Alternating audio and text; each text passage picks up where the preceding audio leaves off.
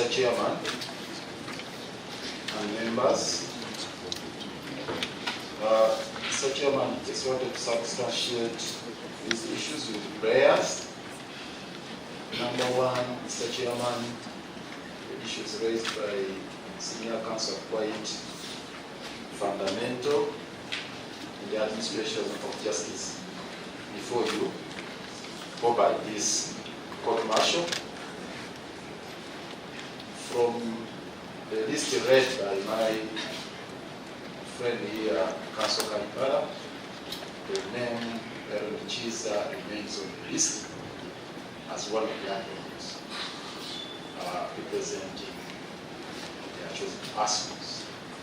Mr. Chairman, we seek your guidance on how that is going to be handled, because the instructions still stand that it should be part of the team, despite what transpired the last time we appeared here, the proceedings of this honorable court. So, Mr. Chairman, we are wondering whether there will be orders that every time the proceedings come, you have discretionary powers to make that he be produced here to execute the duties, and then maybe his return. But we leave it to you, Mr. Chairman, to guide us on how we are going to deal with that, because it's a matter which touches on the right to representation, which is an integral part or a key ingredient of the right of fair hearing enshrined in Article 28 of the Constitution. And as we indicated earlier, there's a specific role he has been assigned in representing their chosen persons. So we beg to be guided, Mr. Chairman, in how Eron Kiiza is going to continue featuring in these proceedings as well of counsel.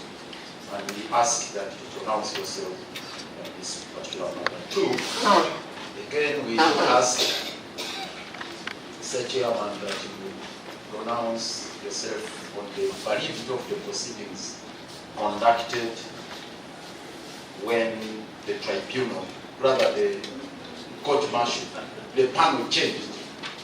When the panel, the composition changed. Because as per Regulation 26, Mr. Chairman, the sub-regulation 1, the order convening the court and the names of the officers appointed by the accused person shall be read in the hearing of the accused, who shall be given an opportunity to object to any of those officers. Indeed, at the commencement of the proceedings of day one, the names were read.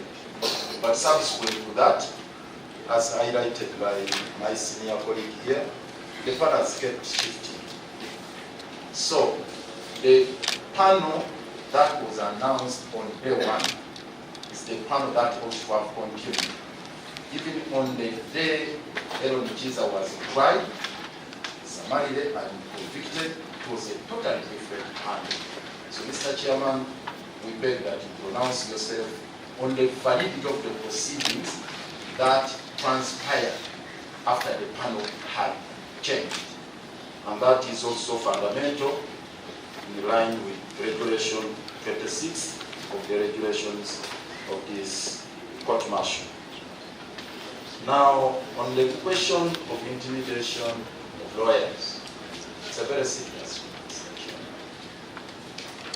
We beg that you critically reflect on this. We are concerned that the war environment is not conducive for dispensation of justice. As she has noted, and we are on record, you can see our numbers are shrinking. They are shrinking because of the intimidation which is there. There are orders that were made earlier by you, Mr. Chairman, that all the officers manning the processes right from the point of entry should be clearly identified. They should have name tags. But we continue to have officers who are put whose face you cannot even recognize, who have no name tags. So we don't know who we are dealing with, Mr. Chairman. And this is a known practice. I can see, Mr. Chairman, members who are part of this tribunal, Mr. Chairman. Their names were announced to us. And it's not without a reason that that provision was enshrined in the rules governing the proceedings before you. Why should we continue to have officers all over manning the courtroom here, manning the premises, handling all these the protocols here we go through? We cannot decide them. And they create the environment to be very, very inimical to dispensation of justice, very hostile, Mr. Chairman.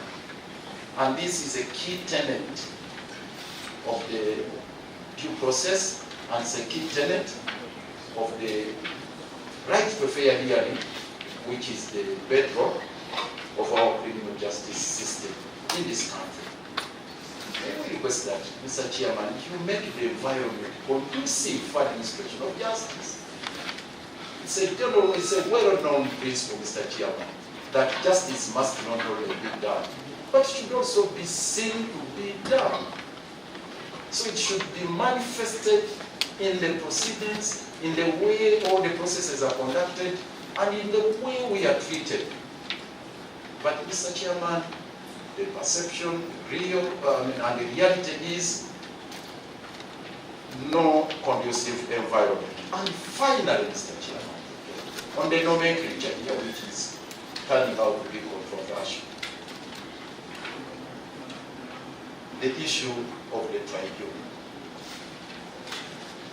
I thought there wouldn't be fuss about it, because we use these terms interchangeably, even in the courts of judicature.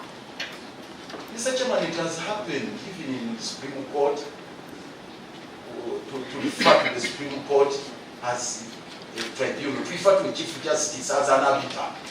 And the Chief Justice does not take offense. And to refer to his office as an arbiter, or to refer to him as an arbiter, the Chief Justice does not take offense. The ordinary courts of law do not take offense being referred to them as. Now, I'm worried if that is going to invite disciplinary proceedings, just even if it's a mere slip of tongue or anything, that is going to invite disciplinary action.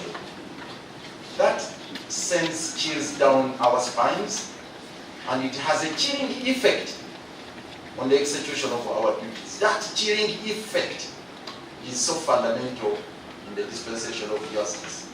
If I may ask, Mr. Chairman, I have heard some of the officers here addressing you as your lordship. They're saying, my lord, my lord.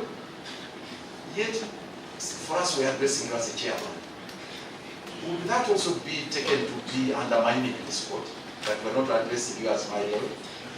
That we're addressing you as a chairman?